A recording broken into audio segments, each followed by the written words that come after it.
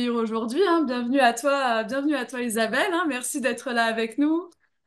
Voilà, ravie Ravie de t'avoir d'être là avec nous. aussi Super. et de Et parler du donc, DELF. et parler du DELF, hein, qu'on apprécie beaucoup. Et n'est-ce pas? Et donc, on est vraiment en tout cas heureux de vous retrouver pour cette rencontre, hein, animée par Isabelle.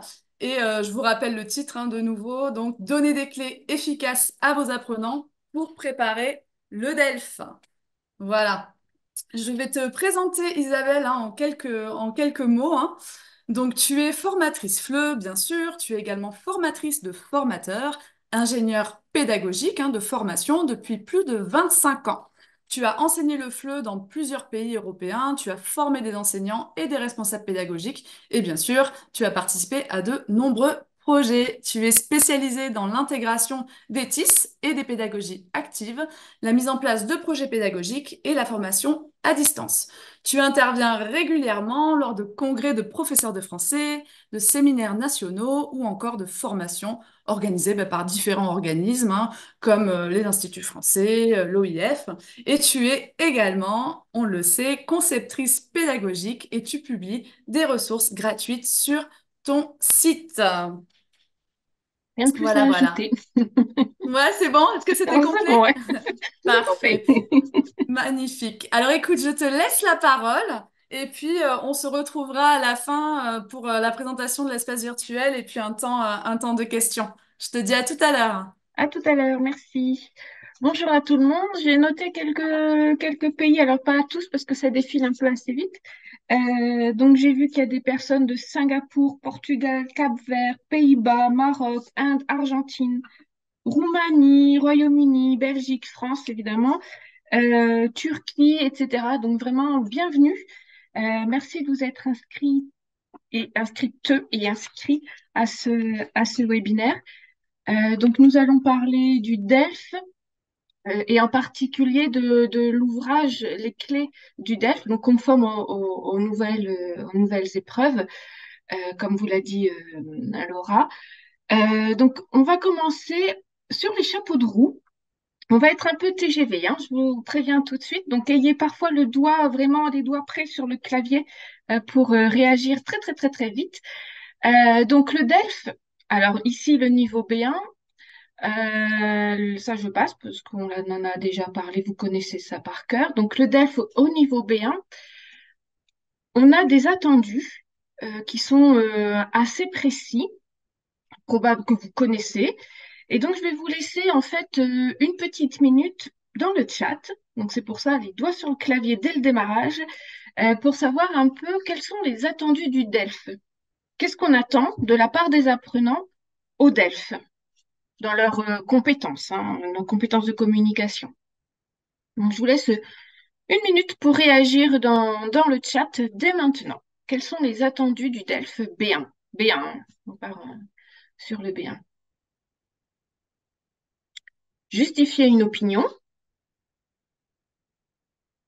Ne vous inquiétez pas si vous me voyez un peu loucher, c'est que mon deuxième écran est de l'autre côté.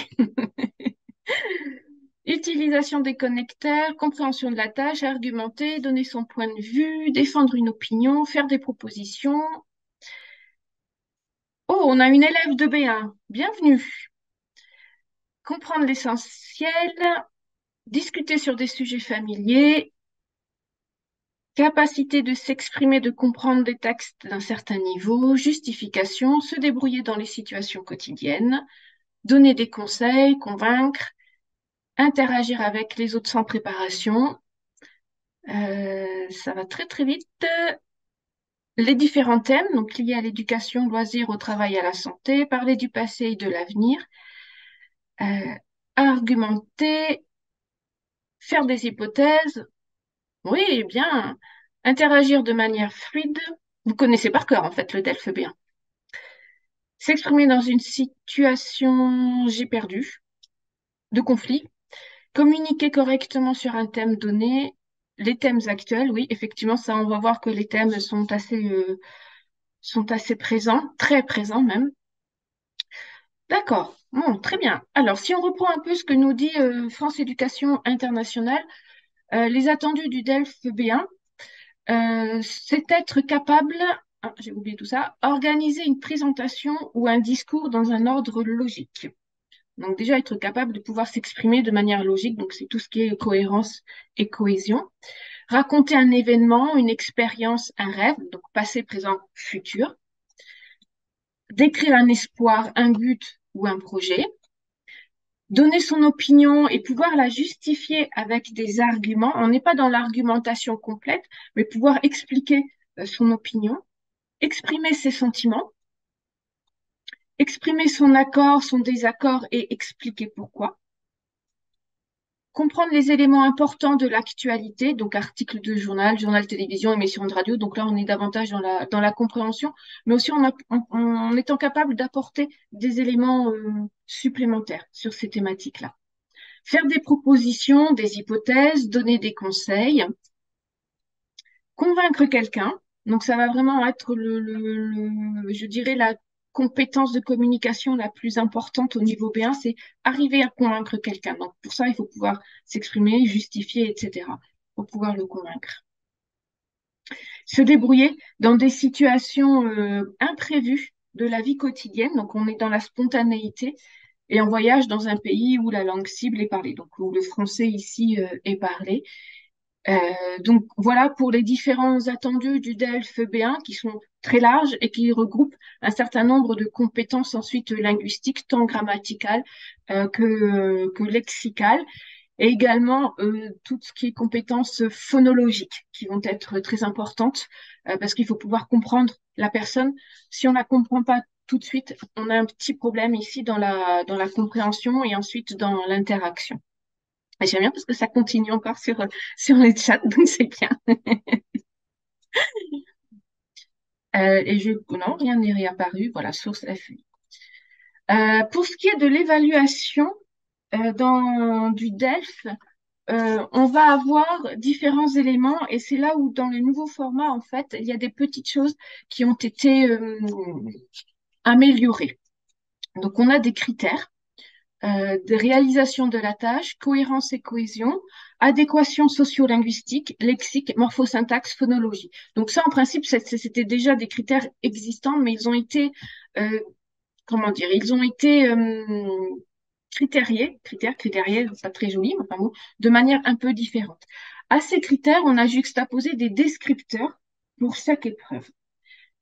Et contrairement aux anciennes grilles où on avait vraiment du 0, 0,5, 1, etc., là, on va avoir trois grands descripteurs en dessous du niveau ciblé, le niveau B1 et le niveau B1+. Donc, à partir de là, on va avoir, les descripteurs vont être vraiment détaillés pour ces trois colonnes. Donc, je vais vous montrer, c'est cette fiche-là. Donc, j'espère que vous la voyez bien. Les descripteurs de performance, alors je vous ai montré la production orale du DELF B1. Je vais essayer de grossir un petit peu pour pas que vous vous abîmiez un peu trop les yeux. Donc, vous voyez bien, on a les critères complètement à gauche. On a la colonne en dessous du niveau ciblé. Donc, c'est pas le niveau B1. Et ensuite, on a pour le niveau ciblé. Et le niveau ciblé va être divisé en deux. Le B1, donc le minimum requis pour obtenir le B1, et un B1+. Le B1+, en fait, on est un tout petit peu au-dessus du niveau requis minimum, mais on est en dessous du niveau B2. Donc, on est vraiment à un niveau, on a le niveau B1, mais on est un tout petit peu plus fort que le minimum requis et pas assez fort pour pouvoir, pas assez compétent, pardon, pour pouvoir obtenir le niveau B2. Et pour chaque critères, donc réalisation de la tâche, entretien dirigé, l'exercice en interaction, expression d'un point de vue. Donc pour ces trois exercices du niveau B1, de la production orale, hein, on a les critères qui ont été bien décrits. Donc ça, c'est vraiment un des éléments qui va être pris en compte lors de la correction, mais qui est intéressant aussi à donner, à communiquer aux apprenants pour qu'ils connaissent ce sur quoi on va et comment on va les évaluer. Après ces descripteurs, on a une grille de correction qui va être utilisée. Donc la voici. Hop là. Donc vous voyez la grille qui est un peu moins détaillée que celle que vous connaissez très probablement, puisqu'ici on a du zéro. Donc le zéro c'est vraiment le hors sujet où c'est pas où on a copie blanche. Donc voilà, le zéro est relativement rare Enfin, du moins je l'espère, qu'il est rare. Donc voilà, c'est pas du tout satisfaisant, sauf que c'est quelqu'un qui s'est trompé de salle en arrivant, ce qui peut être étonnant, mais bon, voilà, ça peut arriver. Et ensuite, on a en dessous du niveau ciblé. Donc on donne quand même un point à la personne parce qu'elle a quand même essayé de répondre, faire quelque chose, de produire quelque chose. Donc on va quand même lui donner un point. Ensuite, au niveau B1, on va avoir 2,5 et le B1+, ou alors là, on a un grand écart, on va lui donner 4 points. Donc tout ça en fonction de cette grille décrite, en fait, avec tous les descripteurs, que ce soit pour la production orale, la production écrite, etc. Donc voilà, ça, ce sont les différentes évaluations, c'est pas les différentes, mais l'évaluation du niveau B1 et les outils qui vont servir à l'évaluation. Donc dans le chat, si ces deux grilles vous intéressent, les documents vous intéressent, vous avez les liens pour les obtenir sur le site de France Éducation Internationale, en sachant qu'il y a également les descripteurs et les grilles de correction pour la PE, donc vous avez tout, hein. Donc, ça, c'est l'évaluation. On a vu les attendus, l'évaluation, et chaque épreuve, ça, c'est toujours pareil, ça n'a pas bougé. Chaque épreuve est notée sur 25. Il faut avoir un minimum de 5 sur 25 par épreuve, sinon on est éliminé. Donc, si en production orale, on a moins de 5, on est éliminé. Et puis, la réussite est fixée à 50 sur 100 points. Donc, ça n'a pas changé. Les épreuves du DELF. Donc, ayez les doigts prêts sur votre clavier. On a un certain nombre d'épreuves. Combien? Un, deux, trois ou quatre épreuves. Donc là, dans le chat, hop, vous cliquez simplement sur votre clavier et le chiffre. 4, 4, 4, 4, 4, 4, 4, 4, 4. Oui, bravo. On a quatre épreuves pour le DELF B1. Alors attention, on va aller dans les détails. Donc on a les épreuves collectives. Donc pour la compréhension orale qui va durer 25 minutes, combien d'épreuves? Une, deux, trois ou quatre exercices? Un, deux, pardon, trois ou quatre exercices pour l'épreuve de compréhension orale. Ah, là, on a des 4, 3, 3, de 2 à 3, 4, 3. Alors, réponse, c'est trois exercices. On a trois petits exercices d'écoute et je vais revenir un peu plus en détail ensuite avec un QCM par document. Ensuite, on passe, attention, compréhension écrite. Un qui dure 45 minutes. Un, deux, trois ou quatre exercices de compréhension écrite. Trois, quatre, je crois que j'ai vu passer un 2, mais ça va très très vite. 3, 4, deux exercices de compréhension écrite en 45 minutes. Donc, on a un premier exercice avec plusieurs petits textes et ensuite un exercice avec un texte un peu plus conséquent et avec forcément des questions sur... dans ces deux exercices, de toute façon, on a des QCM. Ensuite, on passe à la production écrite. Alors là, on va mettre au féminin, une, deux, trois ou quatre productions écrites de 45 minutes. Une. Deux, oui, une production écrite de 160 mots minimum. Donc là, attention, c'est 160 mots minimum. On n'a plus la fourchette. On avait entre 180 et 200 ou entre 160 et 180 mots, je ne me souviens plus. Mais on a vraiment un minimum et ensuite, on va pouvoir augmenter. Donc 45 minutes. Donc ça, c'est les épreuves collectives. Les épreuves individuelles. En production orale, on a eu 1, 2, 3 ou 4 exercices. Alors, 1, 2, 3, 3, 1, 3, 2, 3, 2, 2, 2, 2, 2, 2, 2, 1, 3, 3, 2. Non, on a trois exercices. Ça n'a pas bougé en fait. On a le premier exercice où l'apprenant, le candidat va se présenter. Ensuite, on a l'exercice en interaction. Et ensuite, on a l'exercice où l'apprenant va donner son opinion enfin, va dégager le thème d'un petit texte qu'il a et va pouvoir donner son opinion sur la thématique. Donc voilà, c'est ce que je vous ai mis, l'entretien dirigé, l'expression d'un point de vue, l'exercice en interaction. Donc 10 minutes de préparation, 15 minutes de passation, en sachant que l'exercice en interaction, en fait, n'a pas de préparation, puisque c'est spontané, hein. C'est pouvoir réagir dans une situation imprévue dans le pays où l'on va parler le français, donc pas de préparation. Donc voilà, la compréhension orale et la compréhension écrite, ça c'est un peu le grand changement des nouveaux formats. Il n'y a que des QCM, donc pas de réponse ouverte. Et puis la production écrite est à 160 mots minimum. Donc ça c'est vraiment pour la passation. Maintenant, pour tout ce qui est préparation, on va voir que l'on peut faire un peu différemment de la passation en tant que telle.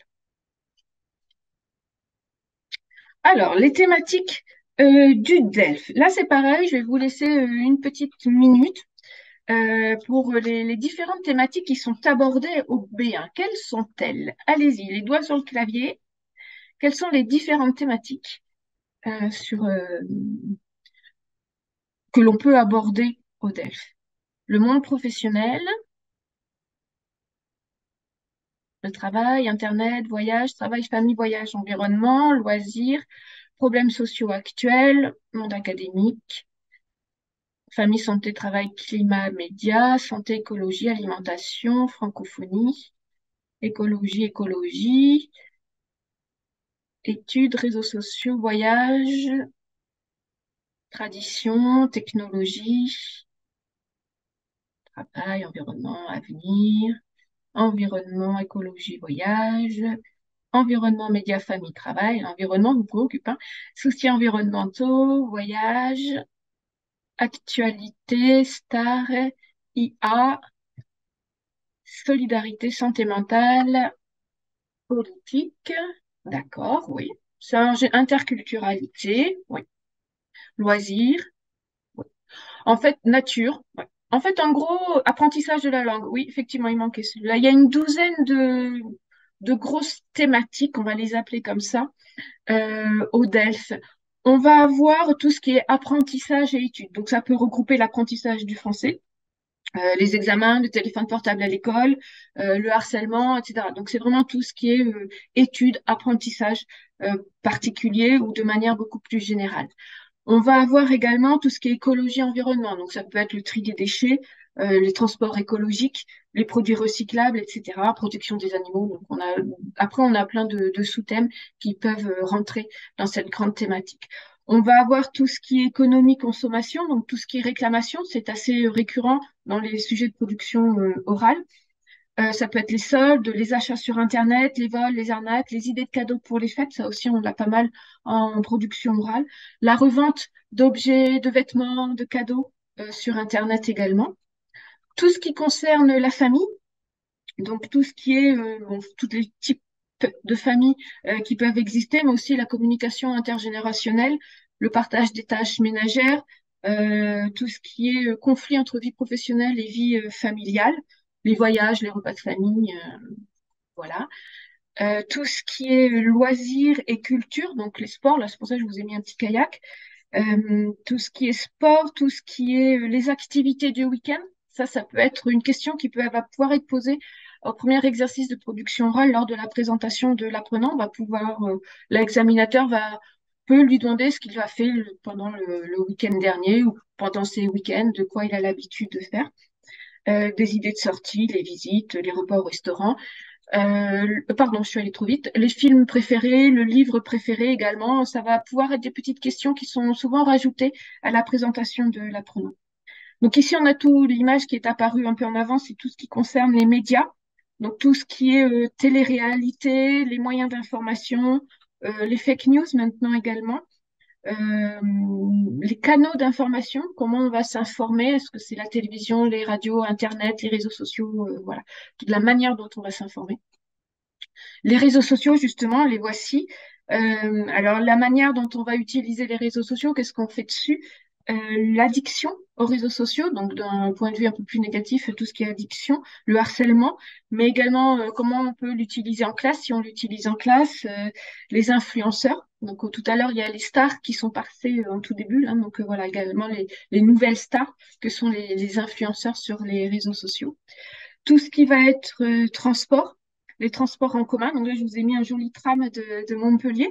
Les transports en commun avec tout ce qui concerne la gratuité des transports en commun, le comportement des personnes, ainsi que les mauvais comportements des conducteurs, des piétons, des personnes à vélo. Donc, il y a tout ce qui concerne la sécurité routière finalement aussi. Le covoiturage, les trottinettes en ville, les nouveaux moyens de transport.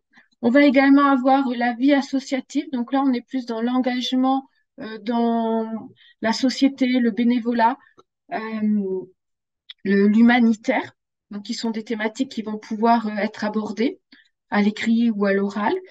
Tout ce qui concerne la vie professionnelle, donc ça va être des projets de carrière, la recherche d'un emploi par exemple, mais aussi tout ce qui concerne la vie au travail, donc le stress des employés, les handicaps au travail, les événements d'une entreprise. Donc, ça peut être l'anniversaire d'une entreprise, par exemple, ou le départ en retraite, à la retraite d'un des employés, les inégalités entre hommes-femmes, ou lors de la production orale, comment demander un congé à son employeur, qui va refuser forcément. Donc, ensuite va s'en suivre toute la discussion pour pouvoir convaincre l'employeur d'accorder ce congé-là.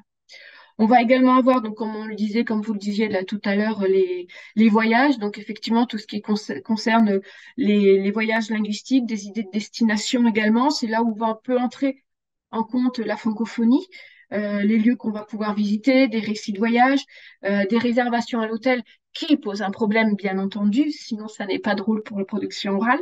Des choix de location, donc les différents types de logements, de vacances, les voyages insolites, etc. Et puis enfin, un autre grand thème, tout ce qui concerne la santé et le bien-être, donc tout ce qui va être les nouveaux modes de relaxation, donc tout ce qui est méditation, tout ce qui va pouvoir être communication avec les arbres, les animaux. Donc voilà, on va avoir tout ça, tout ce qui est consultation médicale avec la télémédecine, notamment l'automédication. Et puis tout ce qui concerne la malbouffe, l'obésité, les produits trop gras, trop sucrés, donc le manque aussi d'activité physique.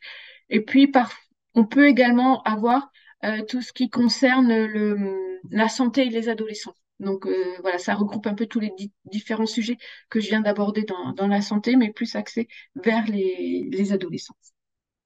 Donc voilà, ça c'est les grandes thématiques. Donc on a vu la l'organisation, on va dire, du DELF, les attendus, l'évaluation, les épreuves et les grandes thématiques. Donc oui, effectivement, vaste programme. Effectivement, c'est un vaste programme que de préparer ces élèves au B1 parce qu'en fait, ils doivent être capables de communiquer sur un certain nombre, un grand nombre de thématiques qui sont d'actualité et qui vont être abordées dans la vie quotidienne dans un pays francophone. Maintenant, j'aimerais vous poser une question sur vos objectifs d'enseignant. Quels sont-ils? Je vais vous proposer, voilà, vous allez pouvoir répondre à un sondage et donc vous pouvez répondre à ces choix uniques. D'accord. Donc vous choisissez celui qui vous concerne davantage. Donc les objectifs vont être faire acquérir les compétences du niveau B1, encourager le développement de stratégies d'apprentissage et d'acquisition lexicale et grammaticale, ou bien encourager le développement de stratégies de compréhension et de production, ou bien entraîner aux épreuves. Quel est votre objectif primordial, en fait? Parce que là, on est sur un choix unique. Qu'est-ce qui vous importe le plus? Vous avez 30 secondes pour répondre sur le sondage. Donc, normalement, il y a une fenêtre qui est apparue en pop-up. Attention, 30 secondes. Qu'est-ce qui vous paraît, qu'est-ce qui est le plus important pour vous en tant qu'enseignant? Et tout dépend de votre situation aussi et voilà, de ce qu'on vous propose, de ce qu'on vous demande de faire également dans vos institutions et organismes. Donc, j'ai des réponses dans le chat. Alors, à la fois les réponses dans le chat et les réponses dans le sondage, mais j'ai l'impression que ça correspond à peu près. Donc, on a 29% pour faire acquérir les compétences du niveau B1. 31%, c'est le plus important. 31% encourager le développement de stratégies de compréhension et de production. Ensuite, faire acquérir les compétences du niveau B1. est suivi de près par encourager le développement de stratégies d'apprentissage, d'acquisition lexicale et grammaticale, pardon, et entraîner aux épreuves. Et je vois à peu près vaguement, je pense que ça correspond à peu près dans le chat également. Donc en fait, je vais trouver les mots, quand on, alors pas quand on entraîne, quand on prépare, voilà, c'était mon mot. Quand on prépare les apprenants en niveau B1, c'est un peu plus facile quand ils ont déjà les compétences du niveau B1. Et on va leur permettre, à ce moment-là, on va les encourager dans le développement de stratégies de compréhension et de production, et donc ce qui va leur permettre de développer davantage leurs compétences lexicales et grammaticales. Mais tout ce qui est compétences de communication, c'est un peu plus facile quand ils les ont déjà. Et on va les entraîner, les entraîner, oui, voilà, à utiliser davantage toutes ces compétences-là dans une situation bien particulière qui est l'épreuve du DELF. Donc, en fait, tout ça, ça va demander d'utiliser deux choses. La pédagogie active, donc on va utiliser la langue avec des apprenants qui doivent être acteurs et actifs, et de faire du bachotage. Donc, le faire du bachotage, c'est vraiment l'entraînement aux épreuves. On donne une épreuve et on répond à l'épreuve telle qu'elle, sans en varier. Par contre, tout ce qui va être pédagogie active va permettre d'un coup de développer tout ce qui est stratégie, que ce soit dans l'apprentissage lexical, l'acquisition du lexique, de grammaire, etc., mais aussi de développer davantage des compétences qui sont déjà acquises. C'est ça qui va être important. Donc, on va passer maintenant aux clés du DELF B1, donc, qui est l'ouvrage des éditions Maison des langues, qui est présenté là lors de ce webinaire et sur lequel on va s'appuyer pour voir comment on va pouvoir préparer nos apprenants à ce DELF.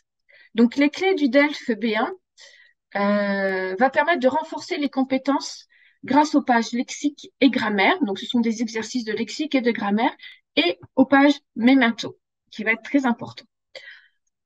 L'ouvrage permet également de s'entraîner à la compréhension. On a des textes écrits et des documents oraux avec des questions. Donc, on s'entraîne ici à la compréhension. On a une partie s'entraîner, des quelques pages s'entraîner qui vont permettre de développer les stratégies de compréhension et de production. Et enfin, en fin d'ouvrage, on a des épreuves de type DELF, donc formatées au nouveau format, à la fin de l'ouvrage, qui vont permettre, eh bien, d'entraîner les apprenants à ce nouveau type d'épreuve. Et enfin, on a des conseils. Donc, je vous ai repris là le petit logo qu'on retrouve dans les clés du DELF, les petites clés, justement, où on va avoir des conseils pour aider les apprenants à répondre aux questions, à chercher des idées, etc. Donc, tout ça est déjà compris dans les clés du DELF et on va voir comment nous, enseignants et formateurs, on va pouvoir élargir toutes les propositions de cet ouvrage pour préparer au mieux nos apprenants et les amener au succès de cette épreuve du DELF B1. Donc, on va d'abord commencer par tout ce qui est renforcement des compétences. Hop. Donc ici, c'est l'unité 1 qui est sur les médias, les réseaux sociaux, le spectacle, etc. Donc, on a un petit document qui présente les réseaux sociaux en France, l'utilisation, un certain nombre de pourcentages, etc. Donc ici, on va pouvoir commencer par réaliser un sondage sur l'utilisation des réseaux sociaux dans le groupe ou dans la classe avant même de présenter ce petit document. Une fois qu'on a fait le sondage, donc ce qui va permettre de revoir toutes les questions, donc on va devoir poser des questions, on va analyser le sondage et à partir de là, on va aborder ce petit document.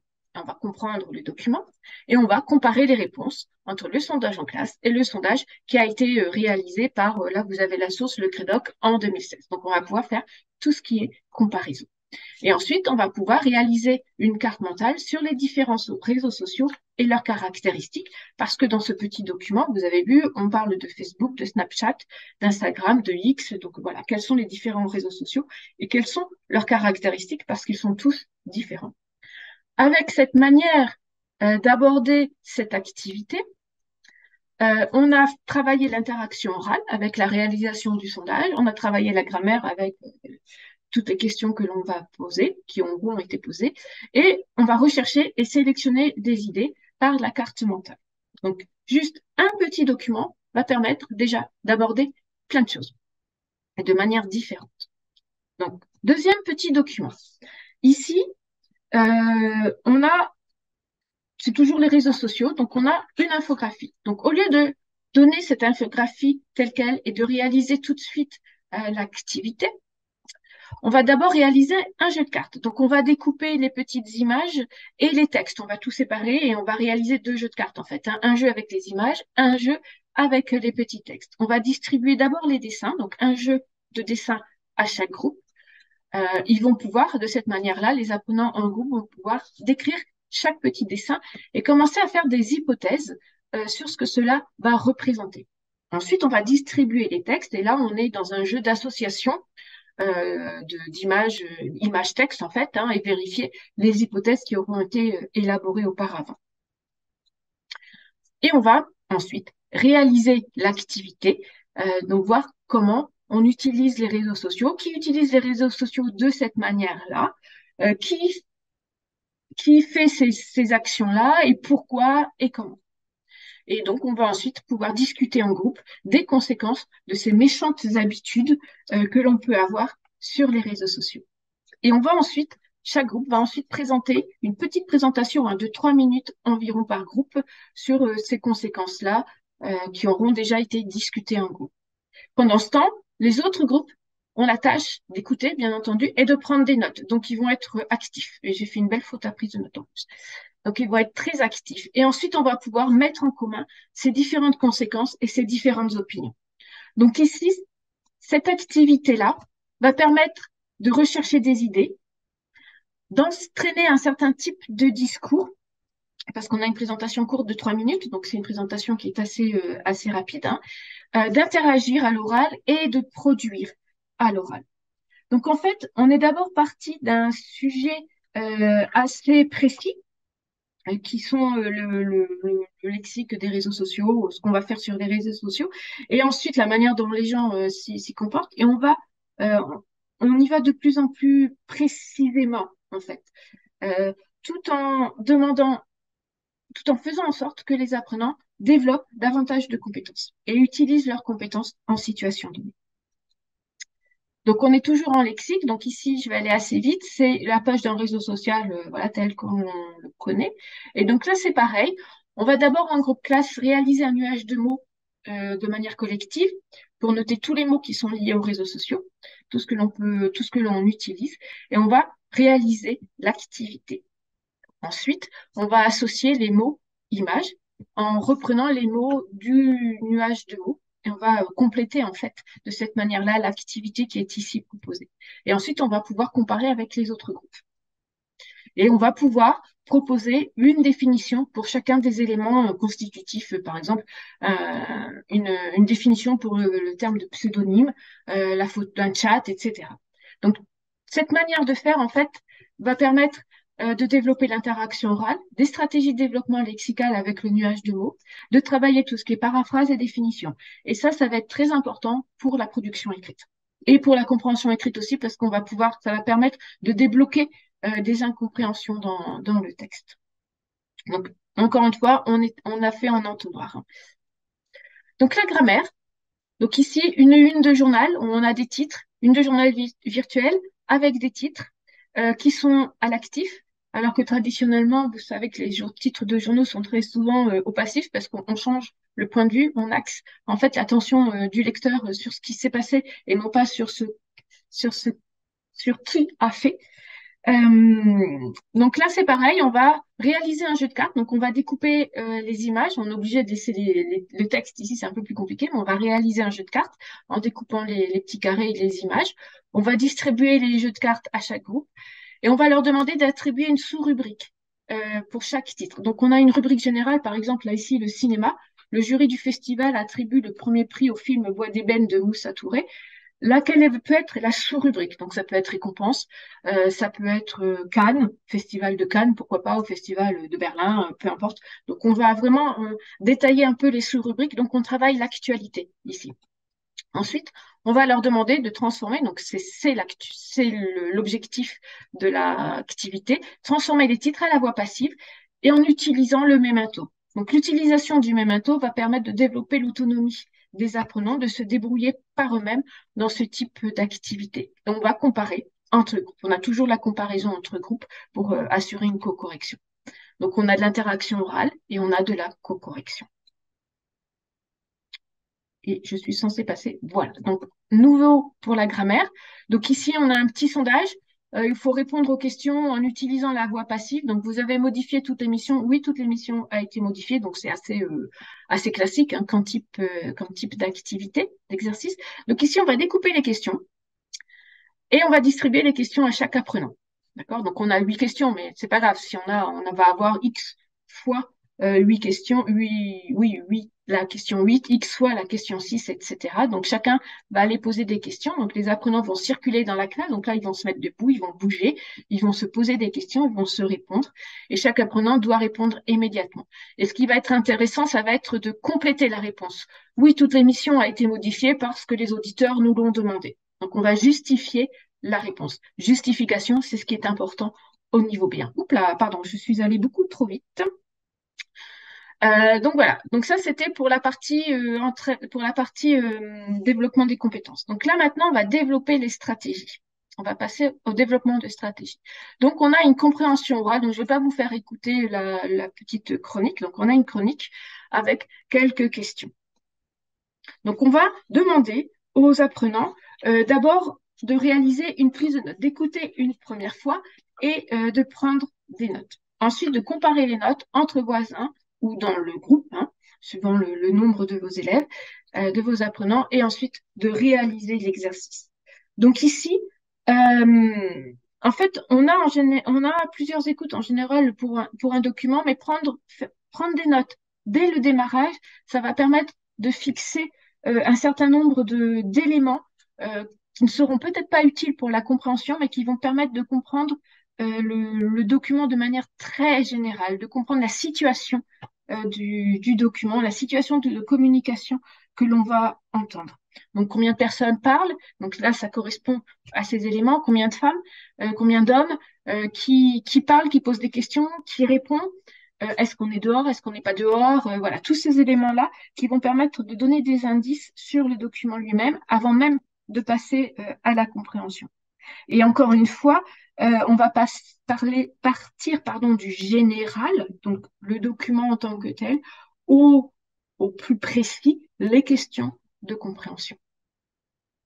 Pour la compréhension écrite, je fais un peu vite parce que j'aimerais ensuite que vous donniez vos idées sur d'autres documents. Donc ici, on a un document sur la télévision et il faut résumer chaque partie, chaque paragraphe en fait. Donc ce que l'on va pouvoir faire de manière un peu plus active, c'est que l'on va découper le texte. Donc chaque groupe ou binôme, parce que c'est un peu plus pratique, chaque binôme va avoir un paragraphe. Donc autant de paragraphes que de binômes. Donc c'est pas grave si c'est répété, hein, ça n'a aucune importance. Et chaque binôme va résumer son paragraphe en une seule phrase. Et là, il y a un petit truc. Moi, c'est un petit truc qui m'avait été donné par un enseignant de français quand on avait abordé le résumé en classe, hein, donc à l'école française. Hein. C'était de lire une première fois le document, donc d'abord en entier, et ensuite de lire un paragraphe, de retourner le document et d'écrire une phrase sur ce dont on se souvenait. Parce que ce qui reste en mémoire, c'est l'idée principale qui va rester en mémoire. Donc, ça ne va pas être de s'appesantir sur les mots qu'on ne comprend pas, parce que c'est souvent ce que font les apprenants. C'est vraiment de lire, de retourner le paragraphe, donc le papier, et de quoi je me souviens. Et c'est ça qui va permettre de résumer ce petit paragraphe en une seule phrase. Ensuite, on va aller inscrire au tableau les différentes propositions des apprenants et on va ordonner toute cette phrase-là pour ordonner les idées en fait du document, en sachant que les apprenants n'ont toujours pas le document au complet devant eux. L'ordonnancement de ces phrases va permettre d'ordonner les différents paragraphes. Et là, on va pouvoir justifier l'ordre proposé. de quelle manière on va justifier l'ordre proposé? Eh bien, est-ce qu'il y a une introduction? Est-ce que ça concerne l'introduction, donc l'entrée dans les idées de manière générale, le développement des idées précédentes? Est-ce qu'il y a une suite logique? Est-ce qu'on a des connecteurs? Donc, on va travailler ici tout ce qui est la cohérence et cohésion du texte, grâce à ce petit jeu en fait de remise en ordre des paroles. Voilà, donc j'ai été assez vite pour vous donner différents types d'idées. Donc maintenant, ça va être à vous. Vous allez avoir un premier document. Donc ici, il s'agit du lexique. C'est l'unité 4 sur la vie associative et la vie familiale. Donc voilà, ce sont des tracts, et c'est l'engagement social aussi, hein. Donc des tracts d'association. Donc vous avez des petits tracts de différentes associations. Vous en avez 3, de 5 et de 7, avec un petit texte, donc le nom de l'association, puis un petit document, un petit texte en dessous. Et ensuite, vous avez tout à fait au-dessus des motivations pour pouvoir participer à ces associations-là. Donc le but de l'activité, c'est d'associer les motivations à ces associations.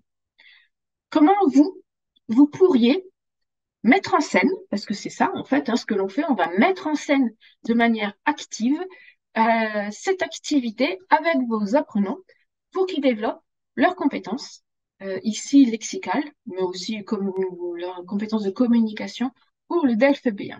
Donc vous avez une petite minute, très rapidement, une petite minute, donc à vos claviers, pour donner des idées très très vite. Comment on peut faire?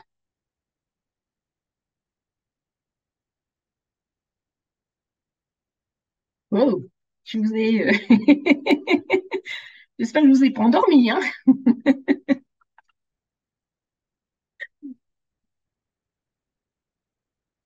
Pas d'idée? Faites un choix du sujet qui vous parle. Oui. Première lecture rapide, choisir un sujet d'intérêt, découper chaque partie, demander aux élèves de les appareiller. Pourquoi vous avez fait ce choix? S'ils participent à une association. Oui, s'ils sont bénévoles dans une association. Oui, en fait, c'est ça. On va pouvoir découper.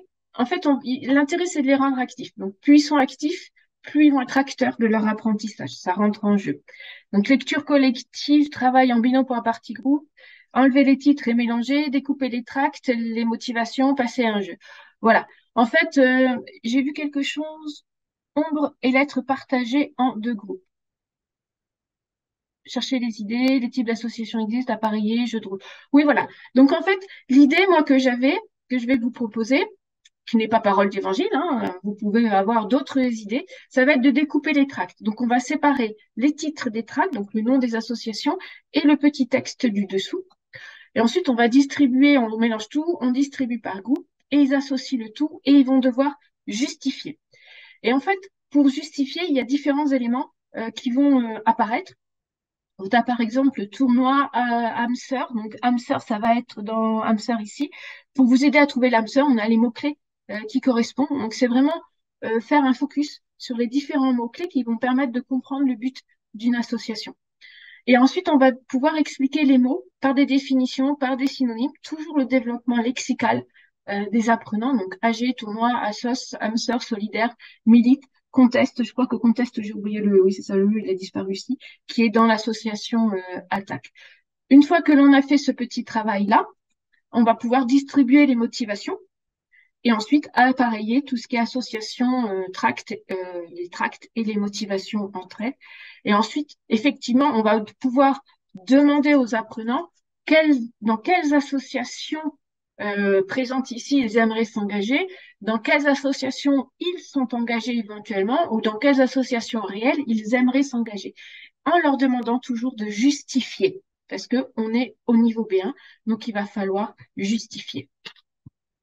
Deuxième activité, attention, toujours sur du lexique. Là, ici, c'est la famille. Donc, on a une situation de famille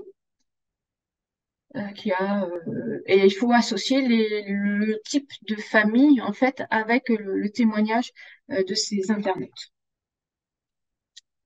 Donc, pareil, très rapidement. La case d'association ne devrait surtout pas s'engager, oui.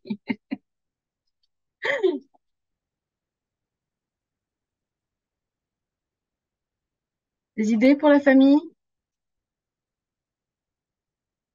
Pas très vite? Non, pas d'idées?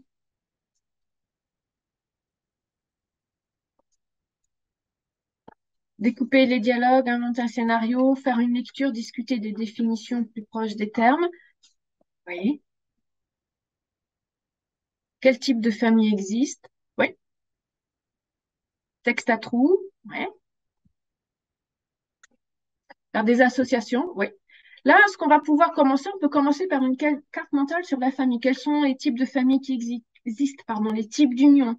Quels sont les différents membres de la famille? En sachant qu'on a de plus en des types de familles qu'on ne retrouve pas forcément dans les différentes méthodes ou différents ouvrages, mais euh, que l'on peut voir dans les documents authentiques. On a les unions libres, pax, fiançailles, mariage, tout ce qui est monogamie, polygamie, couple, également, relations polyamoureuses, etc. Donc, tous ces termes-là, on va pouvoir, euh, les apprenants peuvent entrer en contact avec ces termes-là. Donc, tout ça, ça va être une carte mentale sur les types de familles. Ensuite, on va pouvoir découper, distribuer une étiquette donc, de type de famille et un texte par apprenant. Et là, les apprenants vont circuler dans la classe pour former leur paire, texte et étiquette. Et puis ensuite, on va pouvoir définir, donc on est vraiment dans la définition, les différentes situations de famille. Donc là, c'est pareil, définition qui va être importante pour pouvoir expliquer un mot, le définir et ensuite élargir en fait ses compétences lexicales pour, pour la production écrite et la compréhension écrite. Et comparé à sa propre famille, oui, effectivement, tout en restant, en étant quand même un peu intrusif, parce que quelquefois ça peut poser des problèmes. Des apprenants peuvent avoir des accidents familiaux, donc voilà, des situations familiales complexes qu'il faut faire un peu attention. Alors ensuite, ce document. Donc ici, on est dans de la production, de compréhension écrite, pardon. Compréhension écrite d'un petit test sur le type de travailleur que l'on est. Donc ça bon, c'est davantage pour un public qui est déjà dans le monde du travail, hein, mais on peut aller un petit peu plus loin. On peut adapter en fait. Donc de quelle manière vous aborderiez ce test? Je vais faire très très vite.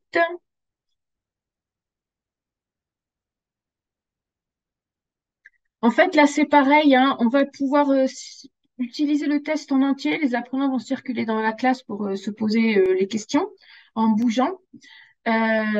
Ensuite, on va retourner en groupe, puis on va analyser les réponses, nombre de oui, nombre de non, etc. Et individuellement, oui, et interview aussi, interview, voilà. Comparer ensuite en petits groupes les réponses, et puis présenter de manière orale et écrite ou écrite les résultats de ce test-là, et voir si les différents groupes ont le même type de résultats. Donc, faire un sondage avant l'exercice, voilà, exactement. Donc, en fait, c'est ça. Vous avez l'activité et vous la mettez en scène avant et après. Vous l'entourez, en fait, d'un joli papier cadeau. Vous rajoutez un peu de sel, un peu de sucre, etc. Pour que vos apprenants soient vraiment acteurs dans cette activité-là. Les faire bouger, les faire manipuler également, les faire jouer, ça va être important.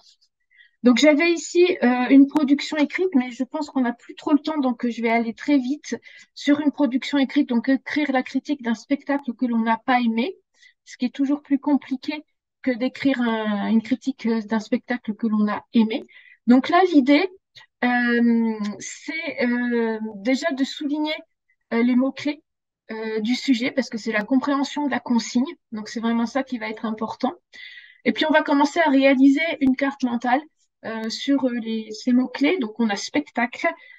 Ça va être le premier mot. Puis, à la manière d'un journaliste. Donc, que repère un journaliste dans un spectacle? Donc, c'est tout ce qui est des termes d'appréciation, la lumière, les costumes, la mise en scène, etc. Donc, là, on a une carte mentale lexicale. Et puis, on va rechercher des idées de critique. Est-ce que les lumières sont jolies, sont bien, mettent en relief les acteurs ou pas? Est-ce que la couleur des lumières est intéressante ou pas, etc. Les costumes également, voilà. Donc vous avez pas mal de choses. Donc les groupes vont pouvoir ensuite échanger leurs idées. Donc ça veut dire que le groupe 1 qui a développé des idées va passer ses idées au groupe 2. Le groupe 2 va passer ses idées au groupe 3, le groupe 3 va passer ses idées au groupe 4, etc. Donc on va partager les idées. Ensuite, chaque idée va faire une sorte de plan. Chaque groupe, pardon, va faire une sorte de plan. Donc, le groupe 2 va faire un plan avec les idées du groupe 1. Ce ne sont pas ses propres idées, c'est les idées du groupe 1. Ça demande de l'adaptation. Et ça permet d'élargir en fait les idées. Donc là, on est dans l'organisation d'un petit plan. Une idée, un paragraphe. Ensuite, les plans vont à nouveau circuler, toujours dans le même sens. Le plan du groupe 2 va passer au groupe 3, le plan du groupe 3 au groupe 4, etc. Et là, on va rédiger les textes. Donc, ce qui signifie que le groupe 3 va rédiger son texte sur un plan élaboré par le groupe 2, qui a élaboré le plan sur les idées du groupe 1. D'accord?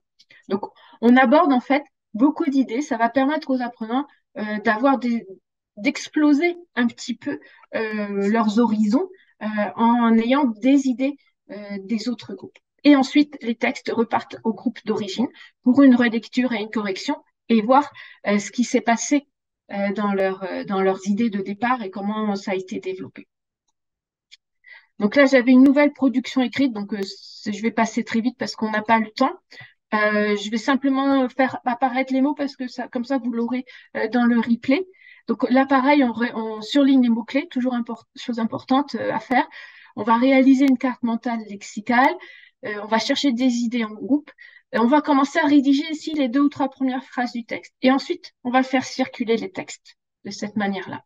Et on va retourner le texte au groupe de départ pour une relecture et une correction. On fait tourner les textes, oui, exactement. C'est les textes qui tournent et ça permet de s'adapter aux autres, ça permet de développer davantage les idées, de développer l'organisation du texte, etc., sans rester simplement en œillère, en fait, sur ses propres idées. On explose tout ça, on élargit tout ça. Donc ensuite, on a de la préparation d'examen. Donc là, c'est plus pour vous en tant qu'enseignant. Demander de réaliser des fiches mémo sur chaque thématique. Donc par exemple, les réseaux sociaux, parce que c'est ce qu'on a vu au début.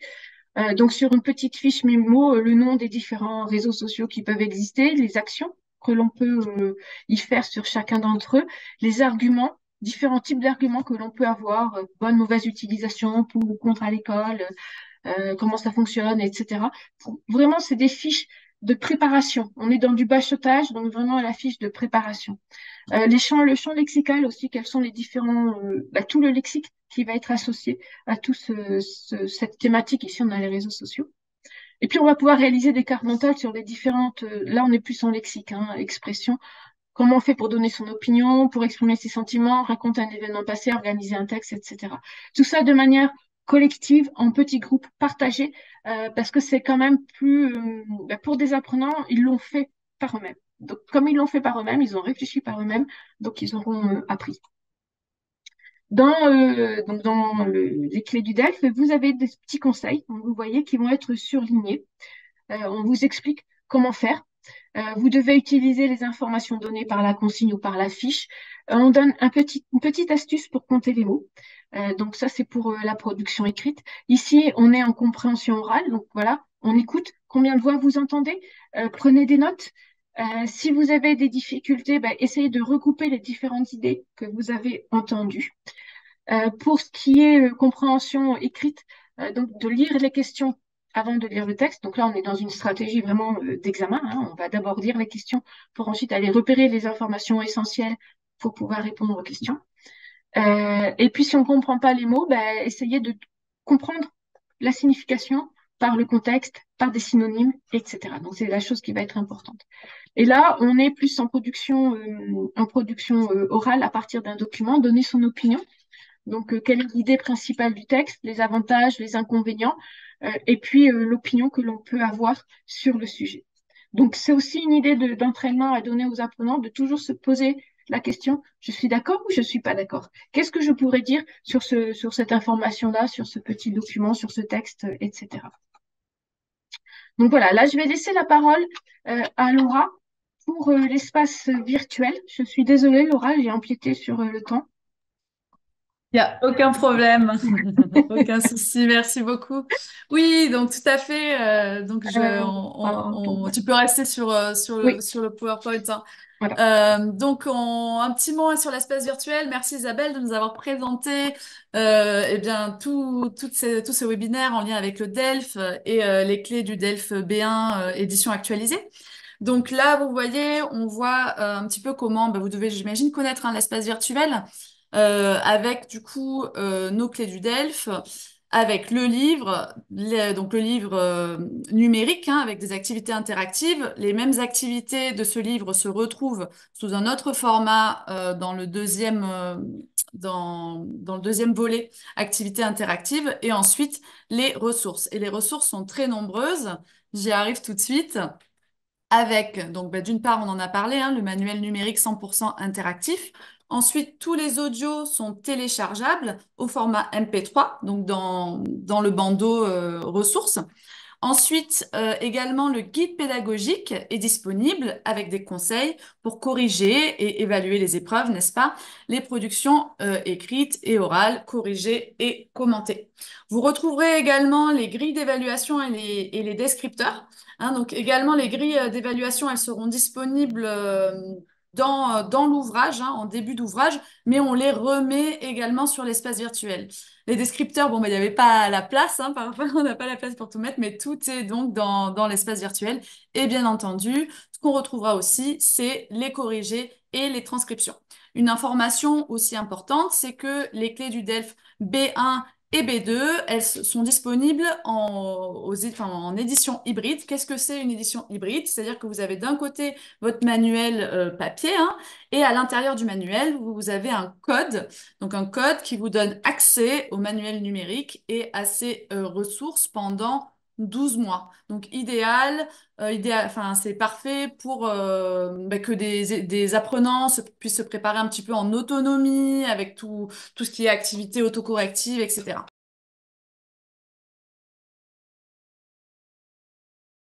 Donc Isabelle, on a quelques questions auxquelles j'ai pu répondre très brièvement, mais peut-être que tu peux nous en dire plus.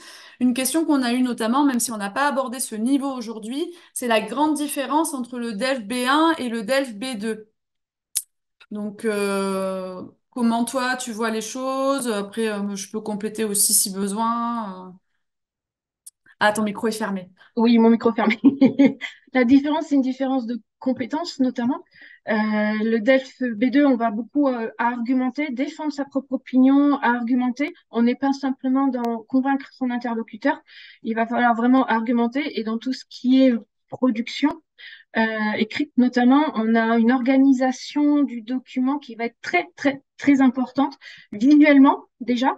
Introduction par la partie et les paragraphes. Donc ça, visuellement, il faut que ce soit très clair et tout ce qui va être les connecteurs, alors pas simplement en début de paragraphe, comme on attend pour le B1 en général, ils sont toujours en début de paragraphe, mais en B2, il faut qu'ils soient intégrés, je vais dire, dans la phrase de manière naturelle, souple, que ça fasse un texte souple, agréable à lire. En B1, on accepte encore qu'on c'est un peu bancal, on va dire, un peu haché, un peu brutal, mais en B2, voilà, il faut que ce soit beaucoup plus souple. Le B2, c'est un niveau pour pouvoir entrer à l'université, suivre des cours et écrire un document universitaire, dissertation à la française. Donc, le plan va être très, très important. L'annonce du sujet en introduction va être très, très importante aussi. Donc, la conclusion va également être très importante. Donc, il y a des éléments comme ça qui sont vraiment, qui diffèrent du B1. Les attendus, au niveau de production sont vraiment différents. Ouais, tout à fait, même en termes de nombre de mots, Oui, on passe également. de 150 à 250 si je me Oui, souviens bien. oui. Enfin, tout à fait. Et une autre petite question, on a eu pas mal de questions au niveau des notes, et d'ailleurs tu en as parlé dans une de tes dernières slides où on montrait justement l'idée de s'entraîner à prendre des notes, etc. Est-ce que c'est bien possible de prendre des notes pendant le DELF? Oui, parce que de toute façon, la durée du document, c'est une durée d'un document. Quand on entraîne les apprenants, on va utiliser des documents qui ont la même durée que les documents présentés à l'épreuve. Donc oui, effectivement, et il faut qu'ils s'entraînent. De toute façon, c'est un entraînement. La prise de notes est un entraînement. Mais même quand on a des apprenants de niveau A2, très souvent, certains spontanément vont noter des mots. Donc on peut le faire dès les petits niveaux, spontanément écrire les chiffres, par exemple. Ça va être important, c'est les premières notes qu'on va prendre, des chiffres, éventuellement des noms propres, donc ça peut être des noms de pays, des noms de villes, ça peut être aussi des professions. Si c'est une interview, en général, on présente la personne qui est interrogée, donc on va avoir son métier, donc ça, on va noter. Donc voilà, c'est des mots comme ça, que l'on comprend, qui vont devoir être notés. Il ne s'agit pas de noter la phrase en entier. C'est pas une dictée, hein, c'est une prise de notes. Donc on peut pas écrire une phrase en entier, c'est pas possible. Mais vraiment des éléments qui vont être importants. Tout en sachant de toute façon que lors de l'épreuve, on a du temps pour lire les questions d'abord. On a d'abord un Tout à temps. fait. Voilà, c'est ça. Donc l'apprenant va pouvoir prendre des notes en fonction aussi des questions au moment de l'épreuve, en fonction des questions qui auront été posées sur ce document-là.